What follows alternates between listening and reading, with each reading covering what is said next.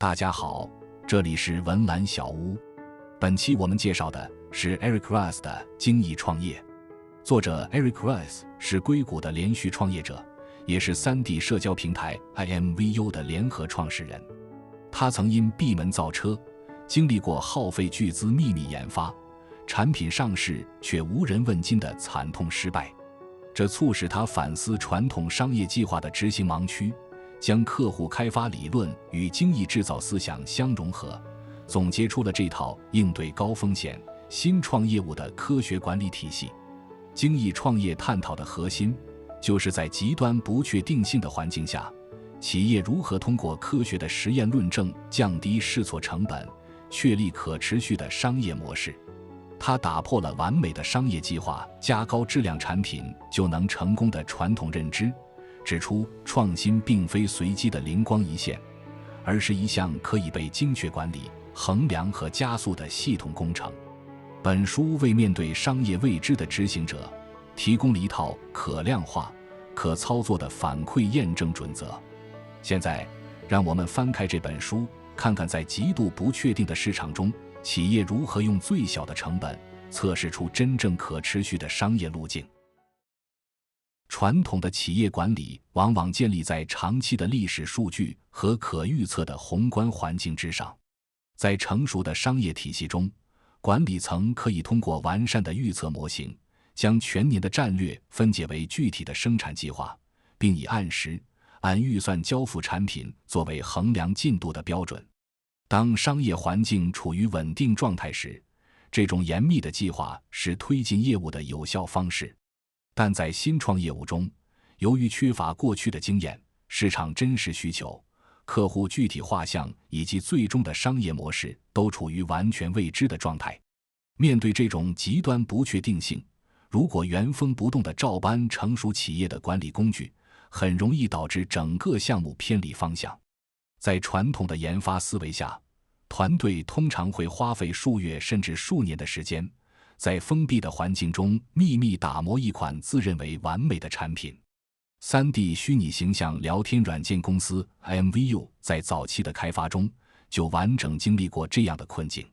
管理层最初的预判是，用户不愿意为了一个新的 3D 聊天工具而去重新邀请朋友，建立新的社交网络。因此，他们认为必须将这个 3D 功能作为一个附加组件，全面接入美国在线、雅虎等当时主流的即时通讯软件中。基于这一判断，工程团队耗费了整整6个月的时间，克服了各种网络协议的兼容难题，写出了数万行代码，最终满怀信心地将产品推向市场。然而，真实的市场数据却给出了完全相反的反馈，产品的下载量几乎为零。通过后续直接面对客户的沟通调研发现，用户其实并不抗拒使用一个全新的通讯软件，他们真正排斥的是将一个充满未知漏洞的 3D 附加软件强行接入自己日常使用的核心社交网络，并向亲密好友发送带有营销性质的邀请链接。这6个月的研发投入，从按时交付代码的角度来看是完美的，但从商业价值的角度来看，却是一场巨大的浪费。这种失败并非源于技术本身，而是源于认知导向的偏差。新创业务的核心目标，不是盲目推进一份建立在主观假设上的商业计划，也不是单纯为了将一堆代码转化为实际的功能，而是必须获取经证实的认知。这是一种以真实市场反馈为依据的过程，用来客观表明团队已经发现了关于企业当前和未来商业前景的真相。与其投入大量资金去追问这个产品在技术上能否被开发出来，不如优先建立测试机制，去验证这个产品在商业上是否应该被开发出来。将一切未经市场检验的想法视为待验证的假设，通过收集真实的客户行为数据来确认方向，才能避免企业在未知中盲目消耗。在明确了以获取真实认知为导向的开发路径后，首要任务是从庞杂的商业设想中剥离出真正决定项目生死的变量。任何一份商业企划书都建立在无数个假设之上，其中大部分假设是基于行业常识和过往经验的合理推演。但对于一项全新的业务而言，必定存在几个前所未有、支撑整个商业模式成立的前提条件。如果这些前提条件不成立，整个商业构想就会土崩瓦解。这些风险最高、最需要被验证的核心假设，被称为信念飞跃 （Leap of Faith Assumptions）。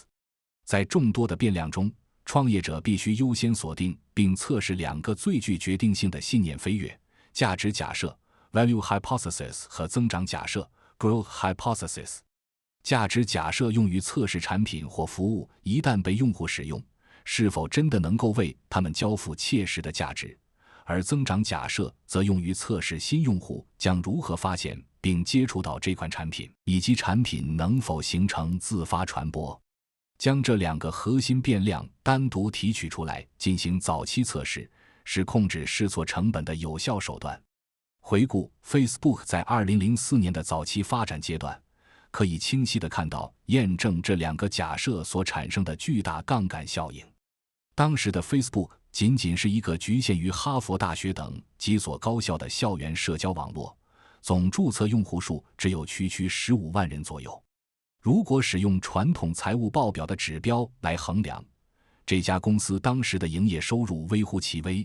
也几乎没有清晰的商业变现路径。但在早期的融资阶段，它依然获得了大型机构数千万美元的估值与注资。资本市场给出的高估值是建立在客观的数据验证之上。在价值假设层面，超过一半以上的注册用户每天都会登录访问该网站。这种惊人的日活跃度与月活跃度比例，证明了该产品不需要依赖外部刺激，就已经为用户交付了极高的使用粘性与真实价值。在增长假设层面， Facebook 在没有任何传统营销预算，没有购买任何广告的情况下，仅凭用户自发的口碑传播，就能在几周内占据一所新大学3/4的市场份额，这证实了它具备强劲的自然增长能力。面对一份包含数十页财务预测的企划书时，管理者的核心任务是划定明确的测试边界，将价值假设和增长假设单独提取出来。围绕这两个核心节点，设定清晰的监测指标，去观察早期用户的留存频率与自发推荐率。只有当这两个信念飞跃得到了客观数据的支撑，后续的资金投入和团队扩充才具备真实的商业意义。锁定了需要重点测试的价值假设与增长假设后，商业构想必须迅速转化为可进入市场测试的具体形态。传统方式倾向于先投入重金搭建完善的基础设施，比如租赁办公场地，开发复杂的后台系统，然后再迎接市场的检验。而在以认知为目标的管理体系下，则需要通过人为设定特定的交互场景，去直接观测消费者的真实行为，从而获取一手的市场反馈。在1999年，线上鞋类零售平台 Zappos 的创始人 Nick Swinmurn 产生了一个可以在网上卖鞋子的商业构想。这在当时是一个挑战常识的信念飞跃。因为买鞋通常伴随着试穿大小、感受材质等强烈的线下体验需求，绝大多数人都认为剥离了实体体验的线上售鞋模式是不具备可行性的。传统的市场调研可能会选择发放成千上万份问卷，询问顾客是否愿意在网上买鞋，但问卷调查只能收集人们主观的意见，无法衡量他们真实的支付行为。为了验证这个构想，按传统的做法，企业需要租赁大型仓储中心，采购海量的鞋类库存，搭建复杂的电子商务分发系统，招募庞大的物流与客服团队，最后再投入巨额的营销费用去获取客户。这种模式不仅验证周期极长，而且一旦初期的价值假设被客观市场证伪，前期所有的固定资产投入都将化为泡影。Zappos 则采取了一条精简的实验路径。创始人跑到拉斯维加斯当地的实体鞋店，与店主达成协议，仅仅是拍摄了鞋子的照片，并将这些照片上传到一个极其简陋的网页上。当有顾客在这个网页上点击下单并付款后，他再返回那家实体店，按正常的零售价买下这双鞋，然后亲自打包跑到邮局寄给顾客。这个看似粗糙且完全无法规模化的运作模式，以近乎零库存和零基建的成本，精准地测试了最核心的价值假设：到底有没有人愿意在没有试穿的情况下在线购买鞋子？更重要的是，通过这种手动处理每一笔订单的真实交互，不仅验证了市场需求的存在，还顺带摸清了客户对退换货的容忍度、支付环节的信任障碍以及物流配送的实际痛点。剥离掉初期不需要的基础设施建设，用最直接的方式去接触市场并观察客户行为，企业就能在试错阶段以最低成本获取到客户的真实反馈。商业构想一旦明确了需要验证的核心假设，接下来的关键就是将其实体化，推向市场接受检验。这就是驱动新创业务运转的核心齿轮，构建衡量学习反馈循环。在这个循环中，创业者与产品团队的首要任务是运用最少的资源和最短的时间走完这3个步骤。为了提升试错的速度，必须引入最小可行性产品 MVP 的开发策略。开发最小可行性产品，并不是为了向市场交付一个存在缺陷的半成品，而是为了以最低的成本开启认知循环。许多产品团队在初期容易陷入资源浪费的陷阱，耗费数百万美元搭建庞大的底层技术架构，却忽略了对核心商业价值的测试。这种为了追求功能完善而拖延入市时间的行为，实质上放大了企业资金枯竭的风险。在2007年，云存储服务商 Dropbox 的创始人 Drew Houston 构想了一个能够跨平台、无缝同步文件的软件应用。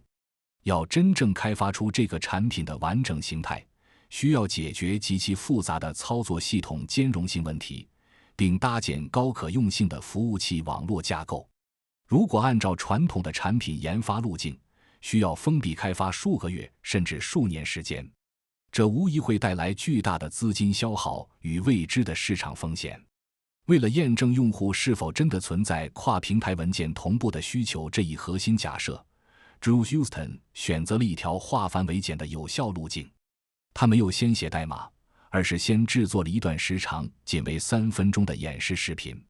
在这段视频中，他简单地向早期受众展示了软件运行时的预期效果，并在解说中加入了一些只有目标极客用户才能看懂的术语。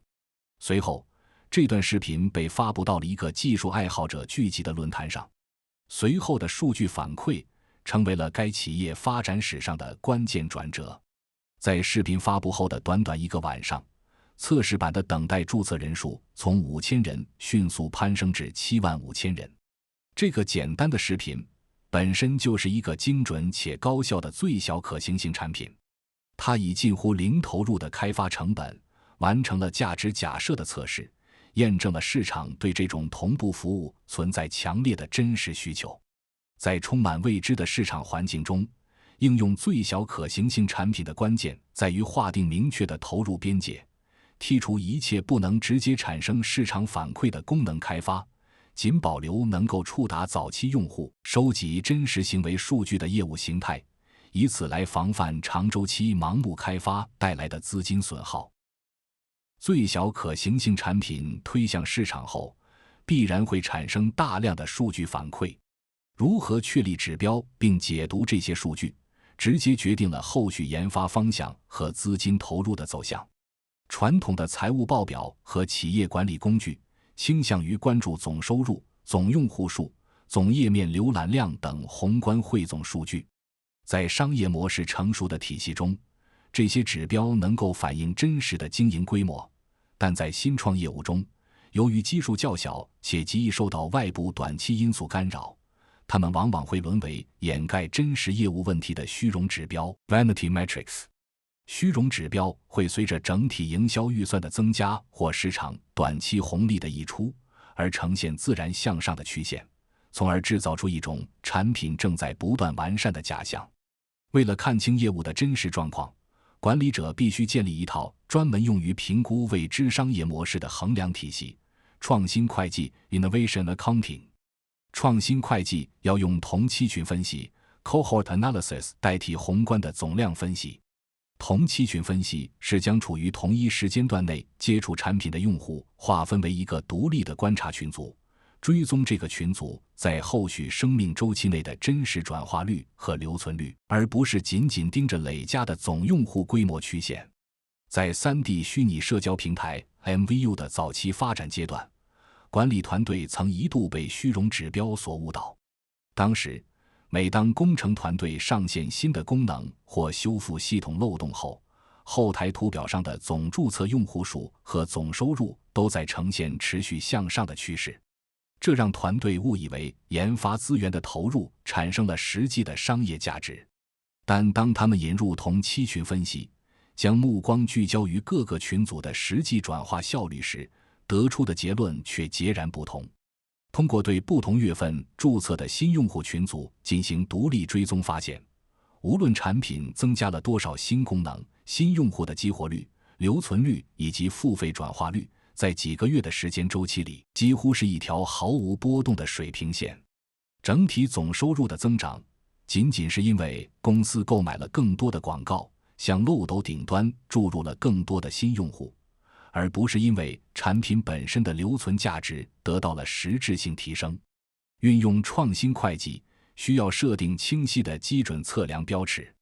首先，通过最小可行性产品获取当前状态下的真实转化率基线；其次，进行具体的业务优化，例如更改产品界面或调整定价策略；最后，观察新引入的群组转化率是否真正偏离了原有基线，产生了向上或向下的变动。只有建立这种基于因果关系的客观标尺，企业才能准确识别出伪增长，避免将宝贵的资金和研发精力持续耗费在无法改善核心转化率的无效劳动上。基于创新会计得出的客观基线与追踪数据，新创企业最终将面临整个反馈循环中最关键的战略节点：转型还是坚持。当同期群分析的数据表明，无论经过多少次产品迭代和功能优化，核心转化率依然停滞不前，远离商业计划设定的增长目标时，这标志着原有的商业假设被市场证实是错误的。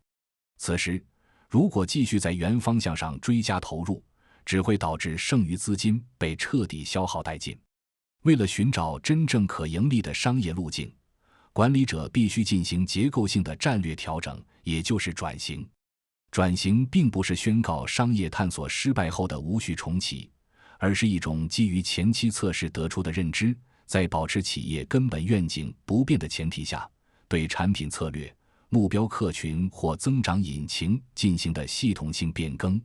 它要求企业将之前学到的客观事实转化为新的基础假设，并再次开启测试循环。硅谷创业者 David Benatti 在创立选民社交平台 Voltizen 时，深刻践行了这一决策机制。该企业最初的业务假设是建立一个经过身份验证的选民社交网络，通过普通用户的社交互动来实现商业盈利。他们发布了第一版最小可行性产品，并建立了严格的创新会计基线。一开始，新用户的注册率约为 5%， 激活率为 17%， 而愿意付费的比例仅为 1%。 为了改善这些指标，团队投入了巨大的研发资源，耗费8个月的时间对平台进行了深度代码重构和界面交互优化。然而，后续的同期群分析显示，注册率仅微升到 7%， 激活率缓慢提升到 19%， 而最核心的付费转化率依然停滞于 1%。 真实的因果关系表明，无论如何优化现有的平台功能，普通消费者都不愿意为这种政治社交模式买单。面对这一发展瓶颈，管理层没有选择消耗剩余资金盲目推广，而是果断改变了目标客群。团队通过前期的实验数据洞察到，虽然普通选民不愿意付费，但大型政治竞选团队和游说组织对于获取这些经过身份验证的选民数据有着明确的支付意愿。基于这一客观认知， Voltizen 将业务形态从面向普通用户的社交网络全面转轨为面向机构客户的软件服务平台。在完成这一商业模式的转型后，新的创新会计数据发生了显著变动，付费转化率从原本低迷的 1%大幅跃升至 42%。 转型本质上是运用有限的资金跑道去寻找新商业突破口的有效策略。一家企业在耗尽现金之前，能够高频率地完成多少次基于客观数据的转型测试，决定了它最终能否在充满变数的市场中生存下来并走向成熟。确立了商业模式的基准线并完成初步验证后，企业的发展进入了提升运行效率与谋求规模扩张的阶段。只要构建、衡量、学习的反馈循环开始运转，决定新创业务生死的关键因素就变成了速度。为了在有限的资金内完成尽可能多的测试循环，企业必须重塑产品开发流程，运用小批量法则来提升效率。在传统的工业生产中，大批量处理往往被认为是最具效率的模式。例如，在处理将100封信件折叠、装入信封并封口的任务时，绝大多数人的本能反应是先将100张信纸全部折叠完毕，再统一将它们装入100个信封，最后集中进行100次封口。这种基于职能划分的大批量作业模式，看似通过重复单一操作提升了局部效率，但如果引入全流程的时间监测，得出的结论却截然相反。真实的效率测试表明，采用单件流 Single Piece Flow 的小批量模式，也就是拿出一张信纸折叠装入信封并立刻封口，然后再处理下一封，其整体完成100封信件的速度显著快于大批量模式。大批量作业的表面高效掩盖了流程中由于分类、堆叠、来回搬运半成品所产生的隐性时间消耗。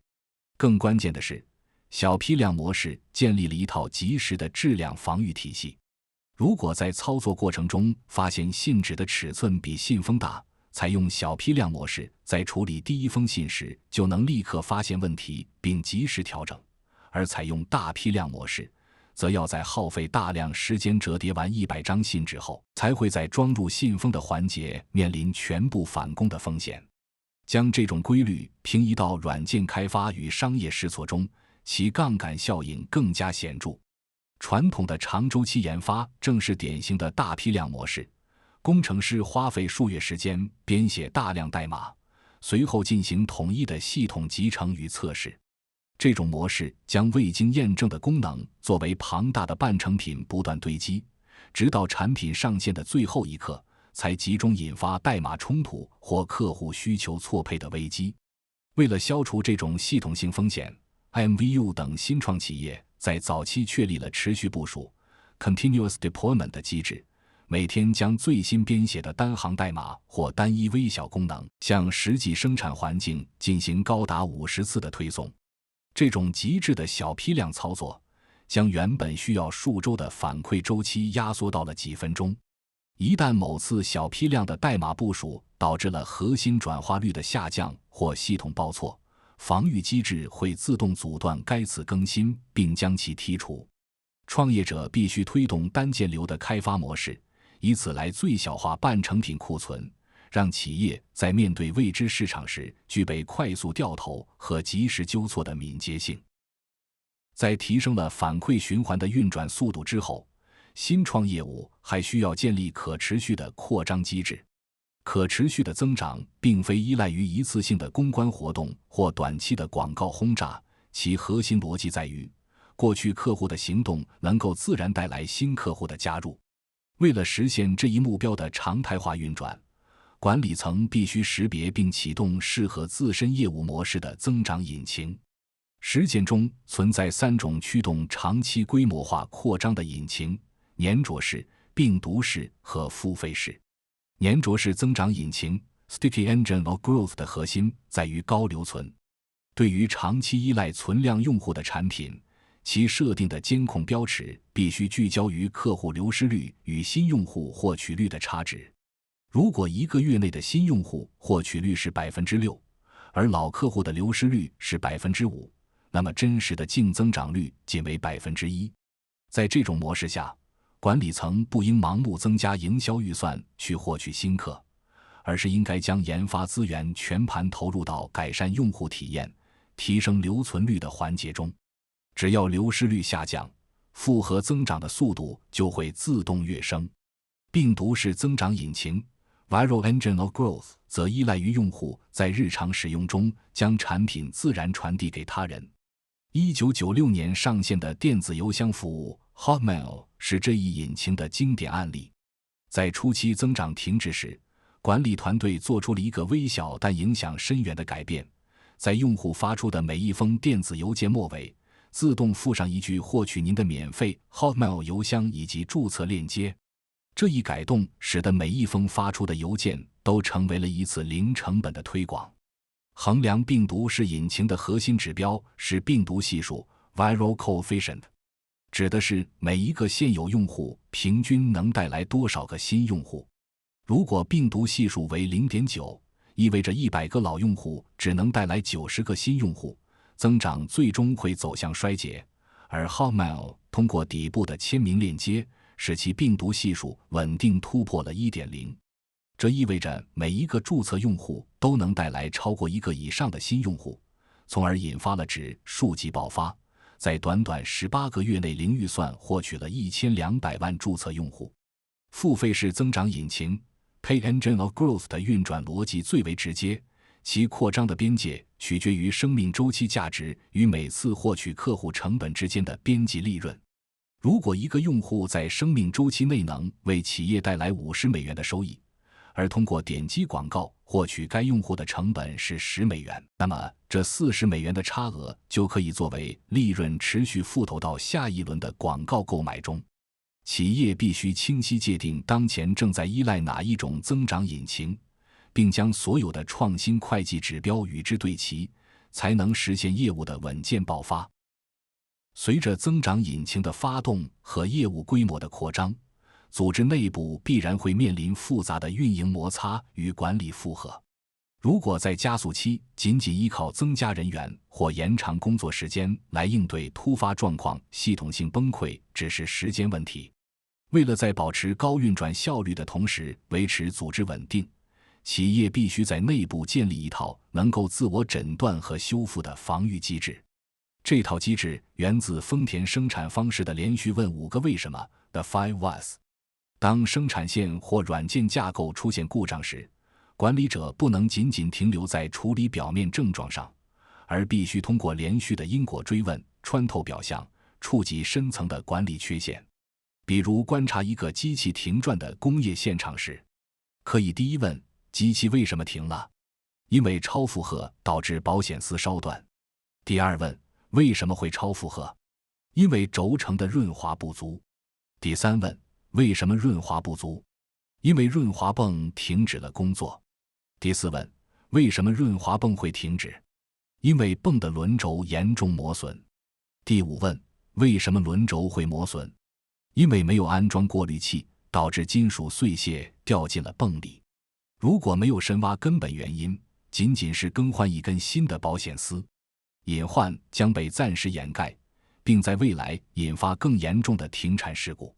通过连续5次追问，一个看似纯粹的技术设备故障，最终被精准定位为管理流程的缺失。企业没有为设备制定安装过滤器的标准作业规范。将这一机制引入新创业务的日常管理中，企业需要遵循一项关键原则：按比例投资 （proportional investment）。在找到根本原因后，企业必须在5个问题的每一个层面上都投入与问题严重程度相匹配的资源进行修复。不要为了一个小故障去重建庞大的基础设施，但也绝不能对已经暴露的流程漏洞视而不见。这套自适应机制在企业内部充当着天然的速度调节器。当团队为了追求短期的开发速度而牺牲了代码质量或操作规范时，系统故障会频繁爆发。此时，连续问5个为什么的强制追问，会迫使团队放慢新功能的开发脚步，将资源转移到修复深层管理漏洞和完善测试流程上。随着基础设施的逐步稳固，系统故障率开始下降，团队的运转速度又会自然而然地重新加快。通过这种因果溯源与动态调整，企业能够在急速的规模扩张与稳健的内部结构之间找到最安全的平衡点。精益创业是一本指导企业在高度未知的商业环境中，通过科学实验来降低试错风险，